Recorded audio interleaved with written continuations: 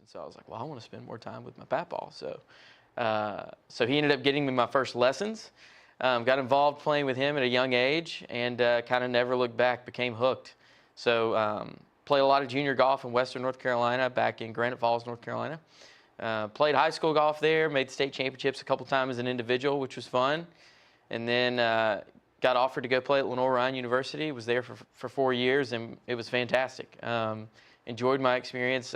I love golf in a way. It teaches you a lot of things about life and reflects a lot of things about that. But I have a real passion for competitive golf and tournament golf. And so I wasn't quite good enough to make it to the tour, which was a dream of mine as a little kid. Maybe I didn't quite realize how difficult that was when I was a little kid. And then I got some great friends who were trying to do it, and I was like, wow, these guys are a lot better than I am. Maybe I should focus on something else. But I always wanted to stay around golf, so a lot of family in the golf business, so it felt like a natural fit to kind of jump into there. And then realizing kind of as I progressed throughout my professional career that maybe collegiate coaching was something I would love to be involved in, and maybe my calling. So explored some opportunities the past couple of years of trying to jump in, and then had this opportunity come about and jumped all over it. Well, that's something I, as a broadcaster, can relate to. This is why I do this, is because I wasn't good enough at anything else to, be a professional athlete. That's it. So I talk about sports. Yeah, I love it. So now going to the Royals, you came in, you mentioned the former coach has been helping you to get to know these guys and stuff like that. What's it been like, a whole new team, a new job that, like you said, being a golf pro has really prepared you for, but when you're new, you're new. You got things to learn. Right. Yeah, so it's been a lot just as far as managing the guys, and I think right now my role, and I feel like each and every day I'm getting to know these guys on more of a personal level, just trying to figure out who they are as an individual. Obviously, golf is an individual sport. I mean, obviously we're on a team, but individual sport, you're out there by yourself. You're not with your players. You're not with your teammates. So you're by yourself in the fire, alone on a golf course, walking with your bag. So it's just kind of managing, kind of getting to know kind of their mentality and what their mental approach is to the game, how they approach it as a player, and managing that. How can I help them mentally when they're out there on the golf course? I think that just comes to me just spending more time with them. I've even jumped in a couple times at practice and took my sticks out there and threw my bag on the shoulder and just walking with them, getting to know them, chatting about life, chatting about school, just getting to know where they grew up and how they got to Queens, and just who they are as an individual. And so if I can get to know them better on the personal level, I feel like I can help them not only be a better golfer, but help prepare them for life after Queens and what they want to do, and prepare them to be better young men. And as a golf coach, you just mentioned a lot of that mental side of it, because golf is a very mental game. But also as a head coach, with other sports, with football, it's a defensive coordinator, charge of the defense. Yeah. Well, with golf, there's a lot of different aspects of that game. You're the head coach. How much of it is, are you teaching technique? Is it a lot of course management? Yeah. Like, what really goes into being a head golf coach? Yeah, so it's a lot of those things kind of combined. A lot of these guys, the great part, they're all great players. They all hit it well. They have all the shots. I think with my team specifically is short game. What we can improve on is definitely putting. These guys love to put on a stripe show on the driving range, which is fantastic, and it's impressive to watch as a player myself. I'm kind of realizing, I'm like, wow, once again, I'm realizing these guys are studs. They can hit shots that I never dreamed of. I'm a complete amateur golfer, but who wants to practice putting? Right, 100%. It's definitely the part of the game that is not the most interesting to practice. But you drive for show and you putt for dough. So that's an old saying that is held so true, especially within our team. But yeah, so I think a lot of my job is these guys comes from background, especially nowadays, they have their own coaches, swing instructors back at home.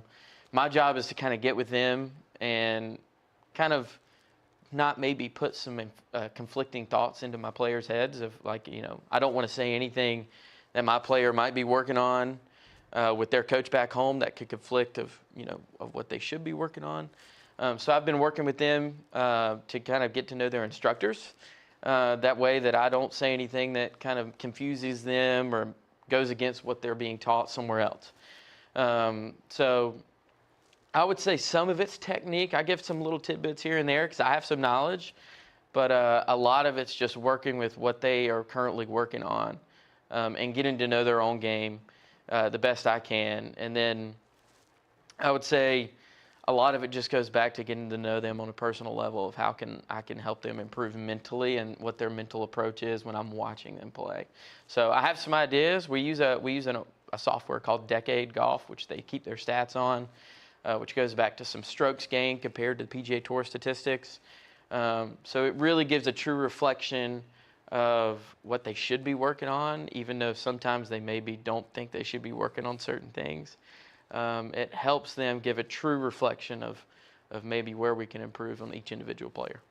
The mental game, golf's such a big part of it. 100%. And just looking at this team this season, your new role and everything, how can you help this season? As you mentioned, you kind of just got thrown in the fire. Yeah. You're now in it, and now they're competing, and we'll see an upcoming schedule in a moment. But what's in your head the goal at the end of this season for you, coming in so late and doing the best with this situation that you can? So I think it's taking it one day at a time. Just like I try to preach to our guys, taking it one shot at a time on the golf course. Not getting too far ahead of themselves or dwelling too much on the past. Trying to stay in the moment and focus one shot at a time. So I think it's, for me, how can I help improve these guys, even on their off days, such as today was an off day? How are they improving at least 1% or getting 1% better each and every day? And so a lot of what it is access to facilities for us. Each and every day is that's one of our big challenges as a golf program, is where we're going to go. We've had a lot of support in Charlotte, a lot of great golf in Charlotte, specifically where I've been at Quail Hollows. They've been great in getting us out and giving us access to their world-class facilities. Same with Raintree, who we have a contract with. And so we have some really good facilities that we can take advantage of. And for me, it's what drills or what specific things that I can help them to do with my knowledge and player development in the past to improve on specific parts of their game. But I think our goals is, now being Division I, we're competing with some big dogs. I mean, we've already proved to ourselves in the few events that I've been a part of this fall that we can compete with these guys. We have the talent to do so. I mean, this past weekend at Alamance Country Club at Elon's event, our second round, we set a school record at 16 under, which was fantastic and was a complete turnaround from our morning round on Monday. So hopefully that gives these guys the belief. I think a lot of that is where we're going to improve, is the self-belief and the mental factor of like, hey, can we really compete with these guys? I think we just shown that we really can. We had all five of my guys in that starting five shoot sub 70 rounds, which is huge. First time, program history. So that's huge. I think that is going to be something I, as a coach, can, and hopefully the guys can dwell on and maybe build going into the future. We have one more event left in the fall at UNC Greensboro's event, Bryant Park. In the spring, hopefully we can have a good finish to the fall, but then in the spring when we get to our championship season, compete for an ASUN championship. Hopefully we can ride some of this late momentum that we've had and ride it into the spring. Well, Coach, thank you so much for your time and taking the time for the Queens fans to get to know you. And just by the way, you can be my scramble partner anytime you like. Let's go. Let's get after it. Yeah, get us on Quail Hollow and we'll be best friends forever. There we go. You look there at the schedule on your screen. A lot coming up for Queens men's golf with the Stetson Spring Invite. Going to ECU as well, Kannapolis, North Carolina, staying in-state, getting to go to Daytona Beach, Florida, obviously. And then you mentioned it, that ASUN championship. Yeah. That's the goal. That's the big one. That's the big one. So, Coach, thank you again. We appreciate it. Thank you, guys. You're watching the Queens Coaches Show presented by OrthoCarolina. Appreciate you watching. We'll be right back after a quick break. I never met a ski boat I didn't love. Except for Greg's. I lost my favorite sunglasses, half my bathing suit, and my ability to raise either of my arms over my head. Oh, thanks, sweetie. Are we out of the purple kinds? Oh, man. Can you squirt some sunscreen on Mommy's nose? She can't lift her arms anymore. From urgent care to your full recovery, OrthoCarolina is there every step of the way. Dear Queens Athletics family, thank you for joining us today as we unitedly start our Investing in Champions journey. Together, Royals Rise, we are here to ignite that spirit, to create something remarkable and build upon the many legacies that proud alumni, families, friends, and supporters of Queens Athletics have left and will continue to leave. As we say, it takes a village to succeed, and every contribution with your support will make the difference. You're investing in me. You're investing in me. You are invested in me. You're investing in me. You're investing in me. You're investing in me. You're investing in me. You're investing in me. So I challenge you today. I challenge you to join us in fostering a culture of giving back at Queens Athletics. Your contribution will fuel our mission as together, Royals rise.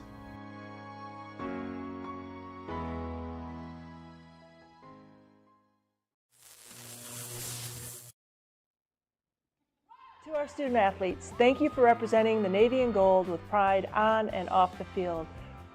We honor your outstanding achievements in academics and athletics and highlight your impact on Queens, the city of Charlotte, and beyond. I couldn't be more proud of the way that all of you have stepped up and stepped into this space and competed at the highest level in Division I athletics. You have made a lasting impact and you have created a legacy far beyond what we could have expected.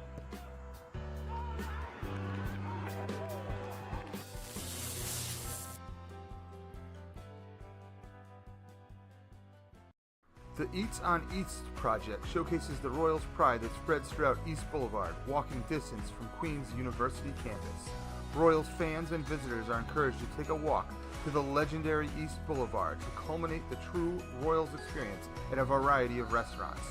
Starting with the home of the Coaches Show, JJ's Red Hots was the first Eats on East partner. The movement continued as other partners joined, including the newly renovated Lebowski's, Showmars, Jersey's Mike's, Brick's Pizza, Bakersfield, Kid Cashew, and Penguins Drive-In.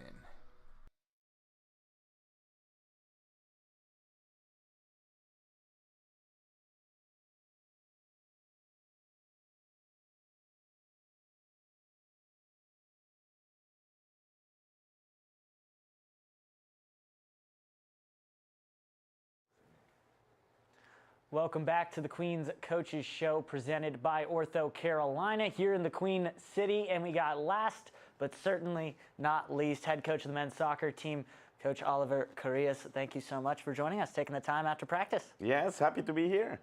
We're really happy to have you. Obviously, this season starting to wrap up, 3 more games.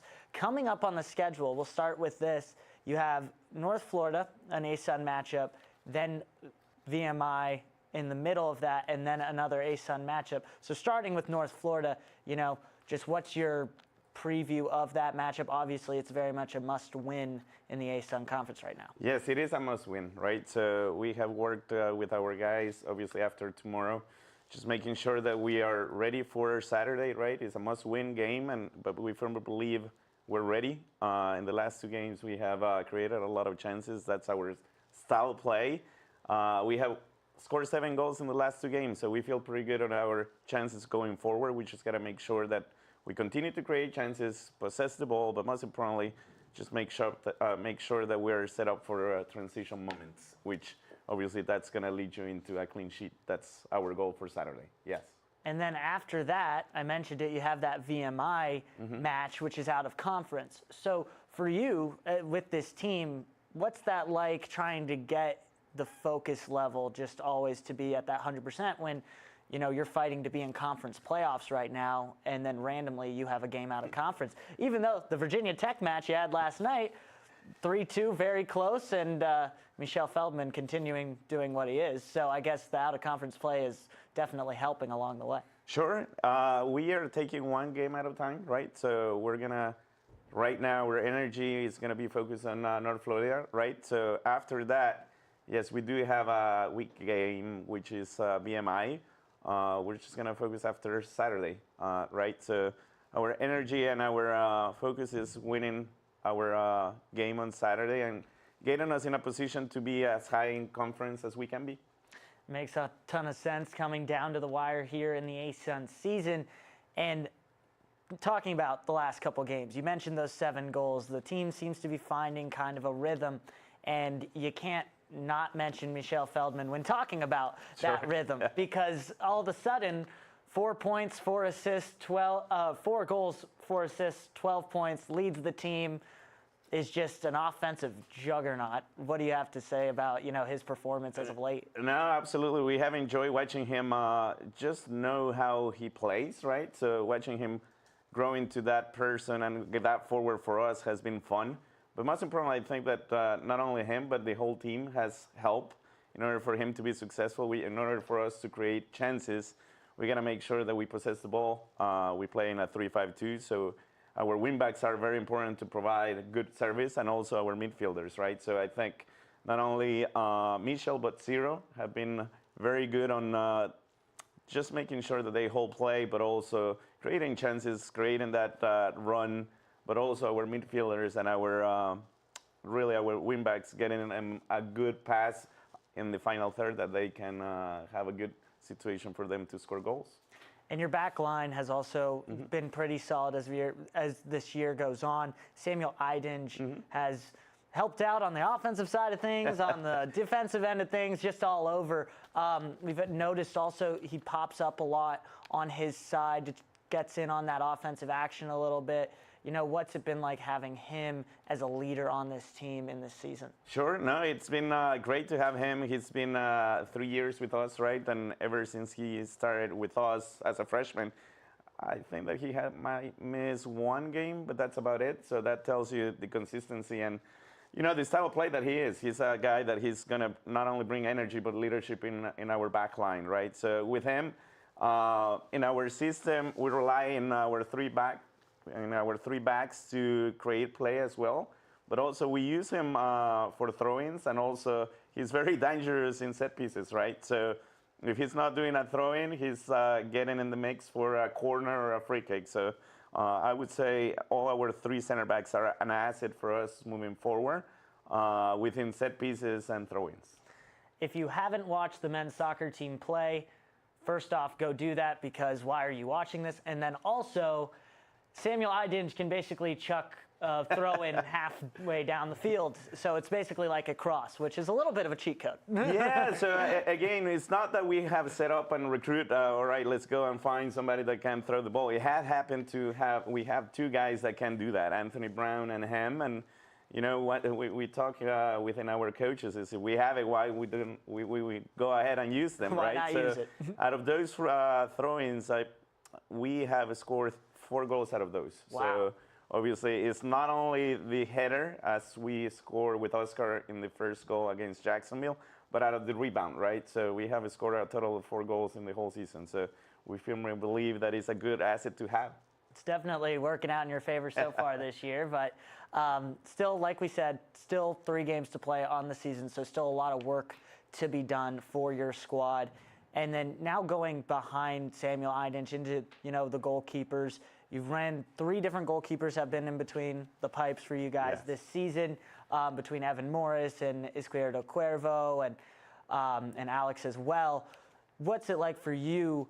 Is it a benefit almost to have multiple people that you have faith in and trust in the back, or is it also a little bit of you're trying to find the guy to step in? Yeah, that's a great question. So from the outside, it seems like we're rotating, right? And it happened to be like that within our season. We knew we have 4 strong goalkeepers, and obviously Coach West worked with them every day, right? So he gave us an insight on what they do, and also when we bring the whole team, we get to see what we have. We have 2 outstanding freshmen, a senior and a sophomore, right? So when we ask and we see and we compare, the gap in between the 4 of them is it's nothing, right? So Javi started to play and he got hurt. Then Evan was ready for his challenge, and then he played 1 game and we tied at Wofford. And then right before the game against Central Arkansas, he got sick. So we had to, we put Axel, and he did an amazing job too. So it had to be a couple different situations that it wasn't planned that we had to be, but they were ready. So Evan Morris is a freshman that has played 7 games, and right now he's giving us a lot of confidence in the back line, but most importantly, he has played huge for us. And also, it's got to be beneficial knowing, you just mentioned it, 2 freshmen, a sophomore, and then a senior as well. A lot of young talent getting minutes for you guys, which is really going to be valuable in the future. Sure, we're very happy. And yesterday against an ACC team that plays really good soccer with Virginia Tech, we started 5 freshmen. And at the end of the first half, we ended up with 6, with 8 playing a lot of minutes. If you go and find a Division I that plays 5 freshmen to start and 6 or 7 playing a lot of minutes, it's going to be very rare, right? So our recruiting class has been great, but also the experienced guys have led us into what we feel a very strong team moving forward. And in our 3 games where we have a lot of aspirations, we can finish all the way to 3rd if we win both games, right? So it is a great class. We had 12 freshmen, 4 transfers, but our guys that have returned have led us into great experience on the field. The focus right now is on the ASUN. You just mentioned it. It could go anywhere up to 3rd. And right now, there's a lot of parity. So those last 2 matches, very important for you guys. As we look at that schedule coming up for you guys, we mentioned it earlier, North Florida, VMI in the middle of that, and then you're finishing the year off with Florida Gulf Coast. So, Coach, first off, we thank you so much for joining us here on the Queens Coaches Show. Wish you best of luck the rest of the season, and we know you got a lot to look forward to with North Florida and Florida Gulf Coast on that schedule. So, best of luck down the stretch. Well, thank you for having us, and yeah, we look forward to finish as strong as we can, and just with that mentality it's all up for us, right, for those 2 games that we have to win. So we're excited and looking forward for a great week. As you see there, the ASUN men's soccer standings right there, Queens at the bottom, but you mentioned it, with 2 wins, that could push them all the way up. All the way to 9. The seeding, it's the top 6 getting in. Queens outside looking in right now, but those final 2 games are going to mean a lot. Thank you again to Coach Carrillas for joining us. We're going to step aside one last time. You're watching the Queens Coaches Show, presented by OrthoCarolina. A soccer player his whole life. I think I broke my knee! I think I broke my collarbone! I can do better. Let me take that from the top. From your first real urgent care visit to full recovery, OrthoCarolina is there every step of the way. I think I broke my ALC! It's ACL. He's getting really good. Before a city turns to you for answers, before the stories that need telling are told, and our nation's biggest companies look to you to make their next big move. Whenever, however, you're called upon to step up, Queens will prepare you to do just that. Because here, Royals rise.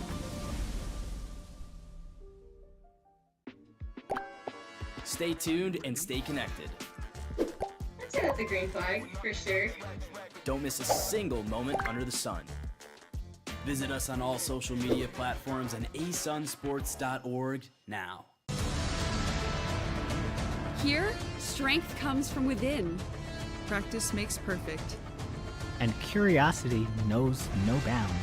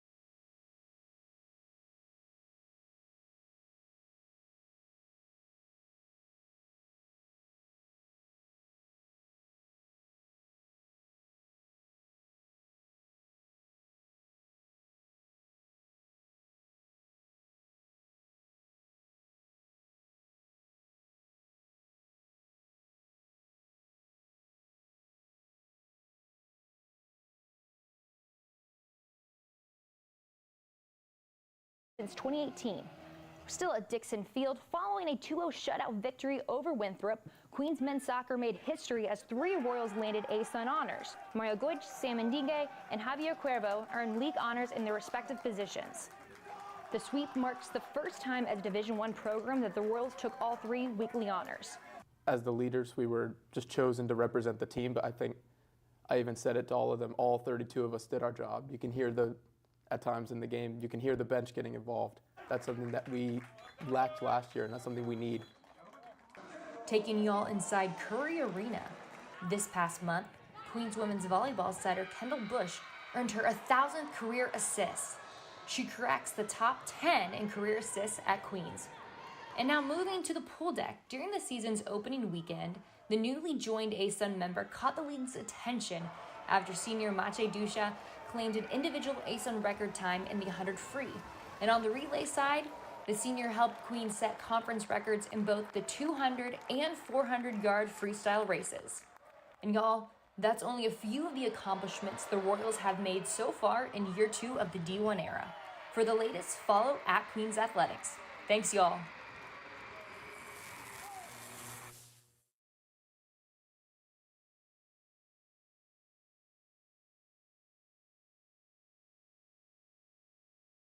Welcome back here to the Queens Coaches Show. We thank you so much for watching. Had a great lineup tonight. Got to talk to head men's basketball coach Grant Leonard, the preview of that season and everything. It's going to be a great year in the ASUN for them.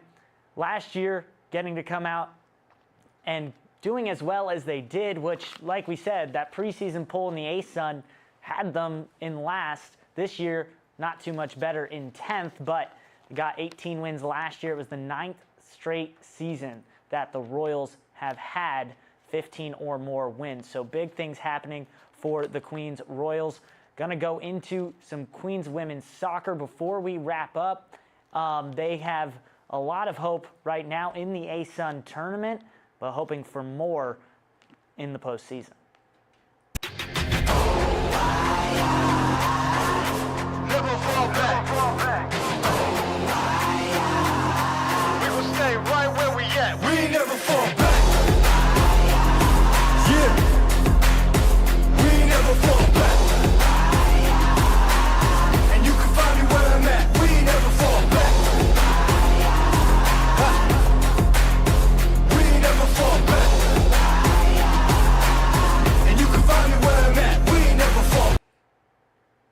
Now looking at the ASUN women's soccer standings, see there Queens 2-2-6, sitting in a good spot right now. 6th place, top 8 make it to the ASUN tournament, so they could potentially miss out depending on how this season ends. Obviously, the goal, go up a few spots and get some better seeding before that ASUN women's tournament. But right now, 2-2-6 for the Royals women's soccer team.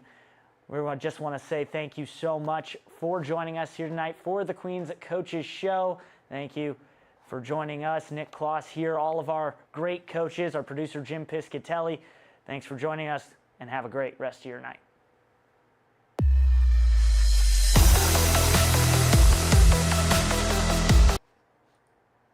Sorry, Nick. You're good.